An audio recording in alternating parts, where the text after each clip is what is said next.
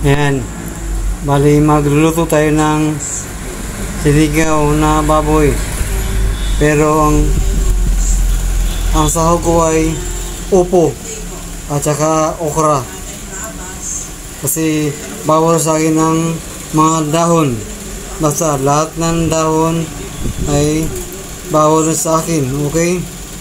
Sa sahog naman ay ang kikain ko na naman dyan ay laman o kaya yung sabaw lang po. Okay guys, so kumulo na po yung baboy na meron siyang carrots para sa sinigang. Okay, yan, kumulo na siya. Kumulo na po yung sinigang. Ano guys?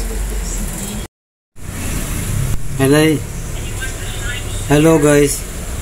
Yan. Meron siyang original na nor at saka pork. Medyo malambot na siya. Ayan guys. Ayan. Maya isasala ko ng upo kasi bawal talaga sa akin ang mga dahon, kaya yan ang ilagay ko, okra tsaka carrots. Okay,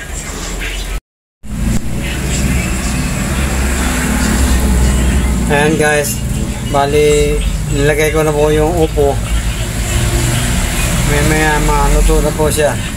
Okay,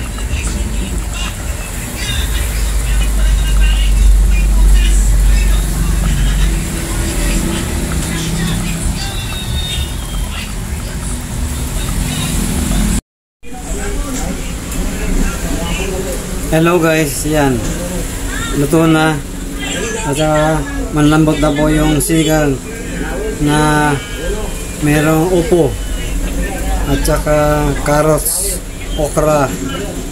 Yan, kasi bawal ako sa mga dahon.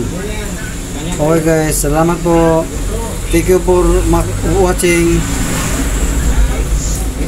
Huwag niyo po sana i-skip ang aking mga ads. Salamat po. Yan.